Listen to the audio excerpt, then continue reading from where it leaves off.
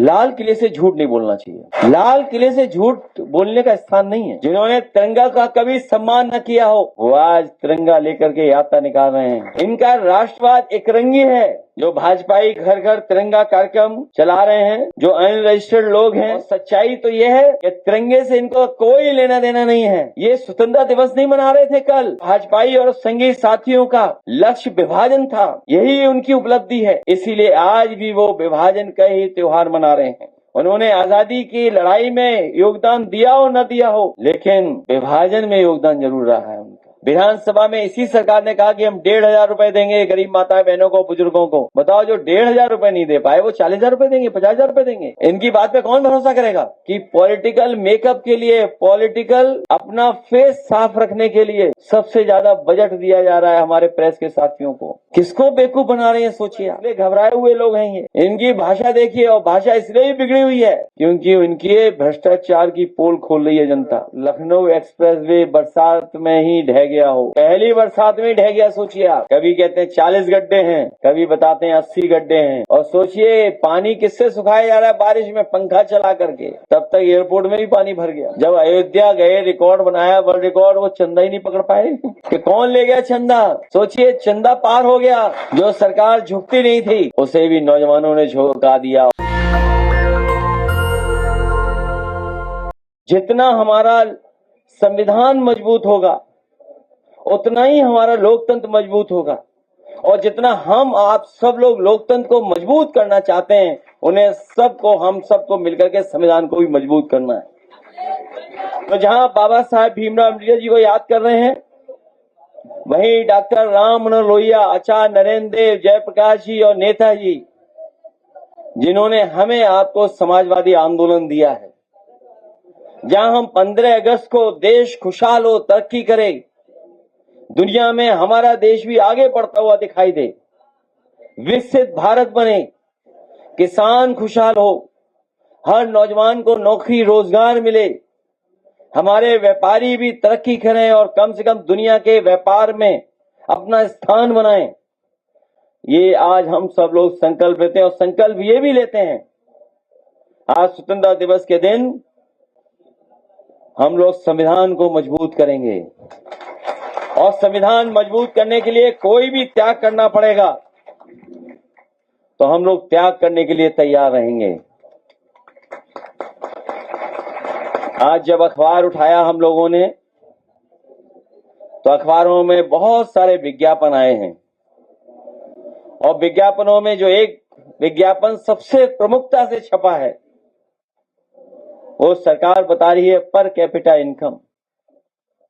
पहले per capita income क्या थी और आज पर कैपिटा इनकम क्या है। प्रति व्यक्ति आय पहले क्या थी और आज प्रति व्यक्ति आय क्या है। सरकार बता रही है कि उन्होंने दुगनी तरक्की की है, लेकिन सच्चाई कुछ और है।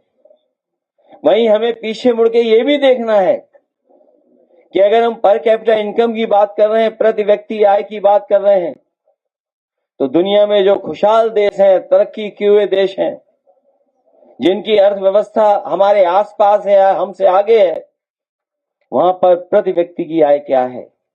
अगर हम तुलना करें तो हमारा भारत देश कहीं भी टिकता नहीं, कहीं भी दिखाई नहीं देता है। इसलिए आज जब हम आजादी का त्योहार मना रहे हैं तो हमें ये भी चुनौती स्वीकार करनी पड़ेगी कि जिस तरीके से दुनिया में देश तरक्की किए हैं, उसी तरीके से हमारा देश भी तरक्की करे और हमारा देश भी खुशहाल हो। कि आजादी के इतने वर्षों के बाद भी सबसे ज्यादा गरीब और सबसे ज्यादा तकलीफ परेशानी में और चिंता का विषय अगर किसी के सामने है तो हमारे किसानों के सामने है। जहां हम पर कैपिटा प्रति व्यक्ति आय की बात कर रहे हैं, वहीं हमें करोड़ों परिवारों को राशन देना पड़ रहा है। दुनिया में शायद कोई देश ऐसा नहीं होगा जहां पर इतना राशन देना पड़ रहा हो हमारे गरीबों को, लेकिन हमारे भारत में और खासकर उत्तर प्रदेश जो सबसे बड़ा प्रदेश है, बड़ी संख्या में हमें राशन देना पड़ रहा है। और मिलावट तो ऐसी हो रही जिसकी हम कल्पना नहीं कर सकते। जहां मिलावट के लिए सरकार काम करना चाहती है, वहीं सरकार खुद पेट्रोल में मिलावट करा रही है। पेट्रोल डीजल की भी कीमतें बढ़ रही हैं। हमारी विदेश नीति के कारण हमारी अर्थव्यवस्था भी चौपट हो रही, महंगाई का भी सामना करना पड़ रहा है।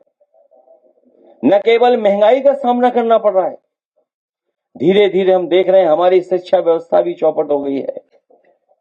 कहीं दुनिया में प्राइमरी स्कूल बंद नहीं हो रहे होंगे। जो विकसित देश हैं वो आज भी पढ़ाई पे ध्यान दे रहे हैं, स्वास्थ्य पे ध्यान दे रहे हैं, इलाज पे ध्यान दे रहे हैं, दवाइयों पे ध्यान दे रहे हैं कि उनकी जनता को सही शिक्षा और सही स्वास्थ्य मिल जाए। वहीं जब हम देखते हैं सबसे ज्यादा प्राइमरी स्कूल अगर कहीं बंद हुए तो वो उत्तर प्रदेश में 26,000 प्राइमरी स्कूल बंद कर दिए गए, और पूरे देश का आंकड़ा जो बताता है वो है 1 लाख के लगभग प्राइमरी स्कूल बंद हो गए हैं। जहां कभी अटल बिहारी वाजपेयी जी का गांव जिसको कहा जाता है बाढ़ क्षेत्र में, वहां उस गर्भवती महिला को सोचिए चारपाई पे ले जा करके अस्पताल तक पहुंचाने का काम कर रहे हैं लोग। घर परिवार के लोग वैसे चारपाई पे लेकर के जा रहे हैं। सोचिए, क्या कल्पना कर सकते हैं जहां हम सैटेलाइट, ड्रोन, मिसाइल्स इनकी बात कर रहे हो या बड़ी बड़ी बातें कर रहे हो हम लोग, वहीं पर सोचिए इंफ्रास्ट्रक्चर क्या है हमारा इंफ्रास्ट्रक्चर कितना खराब है कि गरीब को हम एम्बुलेंस भी उपलब्ध नहीं करा पा रहे हैं, अस्पताल तो दूर है। न केवल ये बल्कि शहरों में कूड़ा देखो कितना है। जिस सरकार ने कहा कि सबसे पहले हम सफाई करेंगे, देश के प्रधानमंत्री से लेकर के बड़े बड़े लोगों ने झाड़ू उठाया था, आज पीछे मुड़कर के देखो कूड़ा ही कूड़ा दिखाई दे रहा है। हर जगह कूड़ा है, चाहे शहर हो गांव हो, भंडार लगा हुआ कूड़ों का। कूड़ा हटा नहीं पा रही है सरकार। और तहसीलों की व्यवस्था क्या है सोचिए आप, तहसील की व्यवस्था क्या है सोचिए आप। तहसील से लेकर के थाना और पुलिस, इतनी खराब पुलिस कभी नहीं होगी जो इस सरकार में हो गई है। पूरी पुलिस न जाने क्या काम कर रही है। जो सरकार लॉ एंड ऑर्डर का दावा कर रही है वो आंकड़ों में तो नहीं दिखाई दे रही है, लेकिन टीवी अखबारों पे तो दिखाई दे रही है। और उसका कारण यही है कि पॉलिटिकल मेकअप के लिए, पॉलिटिकल अपना फेस साफ रखने के लिए सबसे ज्यादा बजट दिया जा रहा है हमारे प्रेस के साथियों को। जो यहां बैठे हैं शायद उनको नहीं मिल रहा है, जो यहां नहीं है उनको बड़े पैमाने पर मिल रहा है।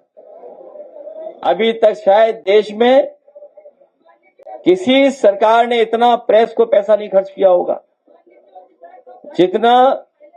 जितना ये सरकार में खर्च किया जा रहा है। कुछ अनपढ़ लोग भी आए हुए हैं, मैं उनका भी धन्यवाद देता हूं।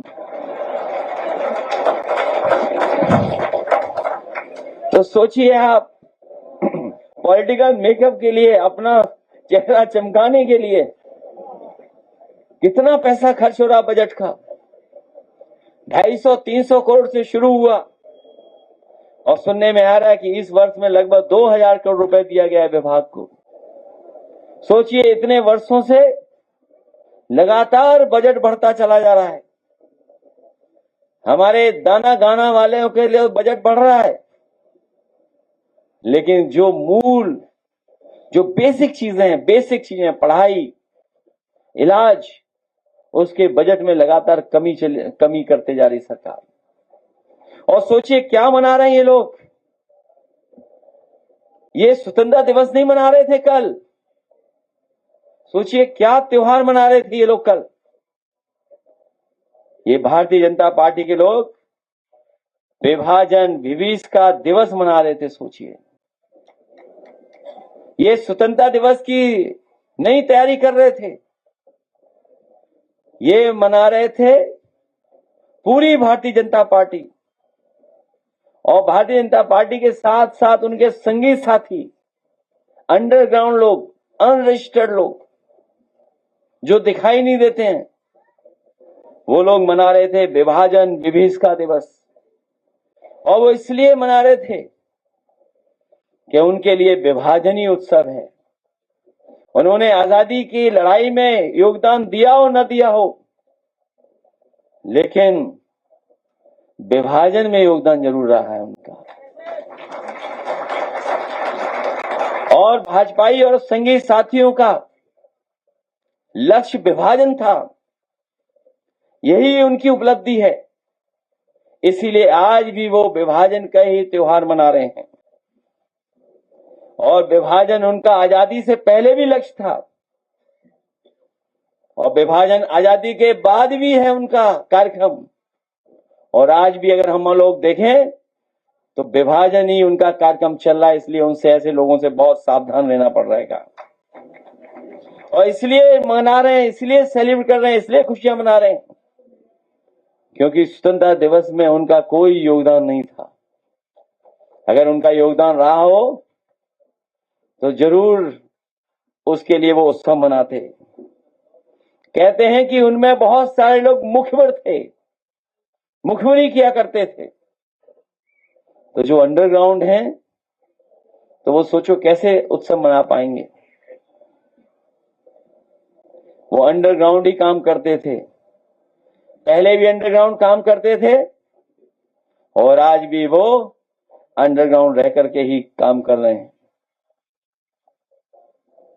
और जब कभी उनसे स्वतंत्रता दिवस की बात करो या स्वतंत्रता की, तो कई बार देखने को मिलता है कि वो मुंह फेर लेते हैं। जिन्होंने तिरंगा का कभी सम्मान न किया हो, जिन्होंने तिरंगा का कभी सम्मान न किया हो, वो आज तिरंगा लेकर के यात्रा निकाल रहे हैं। सच्चाई तो यह है, भाजपा और आजादी विलोम है, एक दूसरे के विपरीत हैं।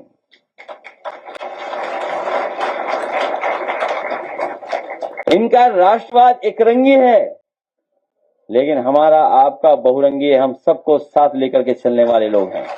हम लोग समाजवादी हैं। और सच्चाई तो यह है कि तिरंगे से इनको कोई लेना देना नहीं है।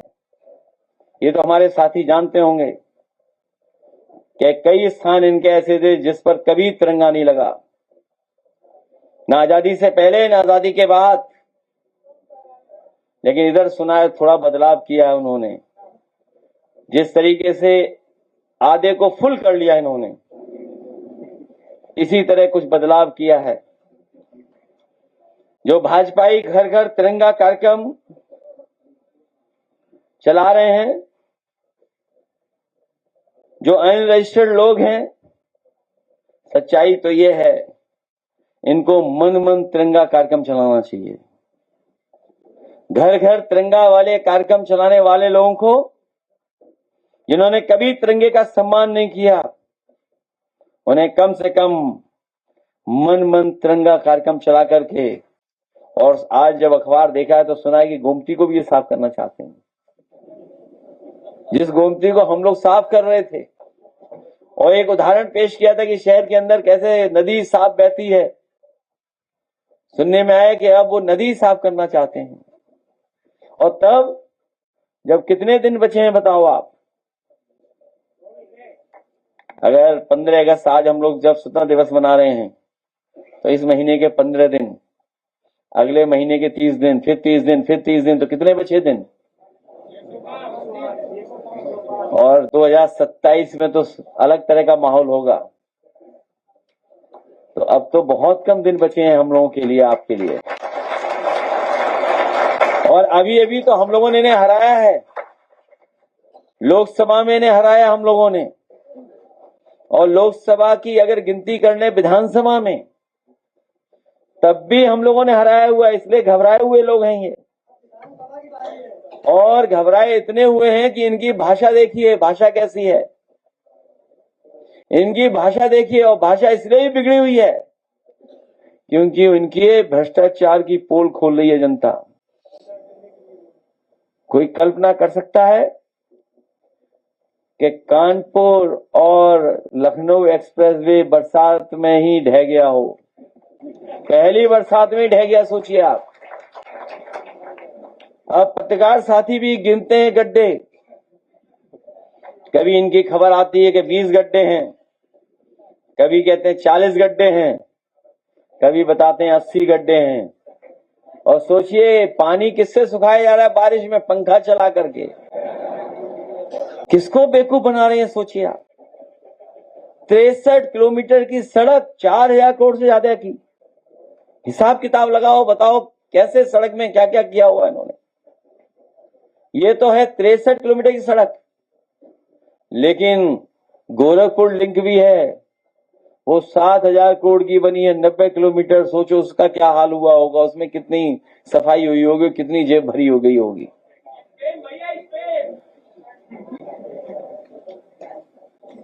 और जल भराव की तो तस्वीरें हर जगह से आ रही हैं। अभी तक तो हम लोग सोचते थे कि गोरखपुर में ही नाव चलती है केवल, लेकिन अब तो नए एयरपोर्ट पे भी नाव में ही चलेगी, नाव पे ही चलना पड़ेगा। अभी लोग केवल बात कर रहे थे कानपुर और लखनऊ एक्सप्रेसवे की, तब तक एयरपोर्ट में भी पानी भर गया। गोरखपुर में तो हर बरसात में ही भरा जाता है, और ये पानी इसलिए भरा जा रहा है क्योंकि ये इंजीनियर से डिजाइन नहीं करवा रहे हैं। आज जब कभी भी इंजीनियर डिजाइन करते हैं एयरपोर्ट, तो सुनने में आ रहा है कि मुख्यमंत्री जी उनसे नक्शा छीन लेते हैं और खुद डिजाइन करने लगते हैं। और उसका परिणाम क्या है, देखो एयरपोर्ट में पानी भर गया। आए हुए बच्चों को बहुत बहुत बधाई देता हूं मैं, जिन बच्चों को आज हम लोगों ने लैपटॉप से सम्मानित किया है। 10th और 12th के बच्चे, ये नई पीढ़ी के बच्चे हैं, नई तरह की सोच के बच्चे हैं, और जो काम बहुत लोग नहीं कर पाए वो नई पीढ़ी के लोगों ने करके दिखा दिया। दिल्ली में जो सरकार झुकती नहीं थी उसे भी नौजवानों ने झुका दिया, और मुझे खुशी है कि बड़ी संख्या में उत्तर प्रदेश के नौजवान गए थे और समाजवादी पार्टी के कई नौजवान वहां जाकर के उस आंदोलन में शामिल हुए थे। रोजगार ही नहीं है। जब दुनिया एआई पे काम कर रही थी तब ये सो रहे थे, सोचिए आप। जब एआई पर काम चल रहा था तब ये सो रहे थे, और हमारे मुख्यमंत्री जी क्या जाने एआई के बारे में। जब अयोध्या गए, रिकॉर्ड बनाया, वर्ल्ड रिकॉर्ड, वो चंदा ही नहीं पकड़ पाए कि कौन ले गया चंदा। सोचिए, चंदा पार हो गया। कोई कल्पना कर सकता है कि भगवान पे चढ़े हुए चढ़ावे की चोरी हो जाए? बताइए, इससे बड़ा महापाप क्या हो सकता है? अगर ये महापाप किसी ने किया है तो वो भारतीय जनता पार्टी के लोग शामिल हैं जिन्होंने ये महापाप किया है। इस देश की भोली भाली जनता और इस देश के श्रद्धालु लोग या इस देश के तमाम हमारे गरीब कभी भूल नहीं सकते हैं कि उन्होंने जो चढ़ाया था उसको चोरी कर लिया भारतीय जनता पार्टी के लोगों ने। इसलिए आपको हमको सावधान रहना पड़ेगा। जो भगवान के चढ़ावे की चोरी कर सकते हैं, वो बताओ सड़क के काम की चोरी क्यों नहीं कर सकते? दवाई में चोरी क्यों नहीं कर सकते? तहसील में क्यों चोरी नहीं कर सकते? पुलिस की चोरी क्यों नहीं कर सकते? इसलिए अब समय कम बचा है हम लोगों के लिए। हम लोगों को अपनी तैयारी पूरी रखनी है। बहुत कम दिन बचे हैं। अब चुनाव शुरू हो गया एकदम, बट टिकट तय करनी है। चुनाव कुछ नहीं बचा, लेकिन अपने साथियों, हमें हर स्टेटमेंट से बचना है। कोई भी ऐसा स्टेटमेंट नहीं आए जिससे बीजेपी कुछ लाभ उठा ले। इसलिए आने वाले समय में हम लोग तय करेंगे, एक पर्चा छपवा देंगे सबके लिए, छोटे से लेके बड़े नेता के लिए, कि भाई इसी को बोलना, इसके अलावा हमको बोलना।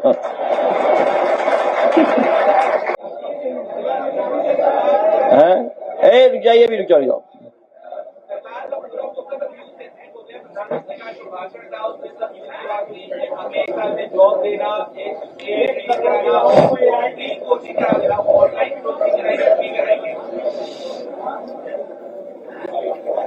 ये नई बातें इसलिए बोली जाती हैं कि पिछली बातों पर सवाल न किया जाए। जो पिछली बातें भूल जाएं, ये समय होता है सरकार को अपना रिजल्ट कार्ड देने का भी, कि पिछले वर्षों में ये फैसले लिए थे, उसके परिणाम ये हैं।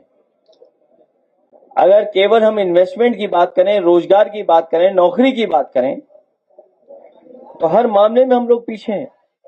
और जब हम विकसित भारत का सपना देख रहे हो तो पूरे देश में 150 से ज्यादा पेपर लीक हुए हो, और यूपी में बाकायदा हमने आपको बताया कि 20 पेपर लीक हो चुके हैं।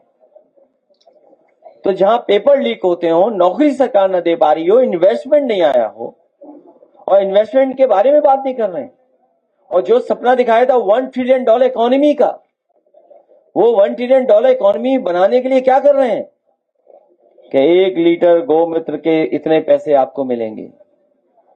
सोचिए, $1 ट्रिलियन इकोनॉमी का सपना दिखाने वाले क्या बता रहे हैं आपको कि 1 लीटर गोमूत्र में इतना पैसा मिलेगा। हमने तो कई बड़े बड़े डब्बे खरीद लिए हैं। तो आप सोचिए इन बातों को।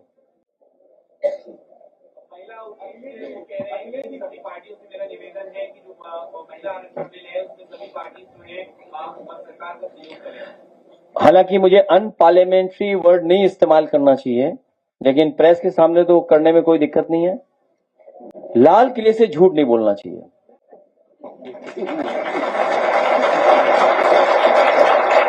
लाल किले से झूठ बोलने का स्थान नहीं है। वो हमें स्वतंत्रता दिवस के समय पर अपना पुराना जो हमारा काम रहा है उसका पूरा आंकड़ा देना और भविष्य में क्या करेंगे उसका रोड मैप तय करना। कौन नहीं जानता है कि महिला विधेयक पास हो चुका है?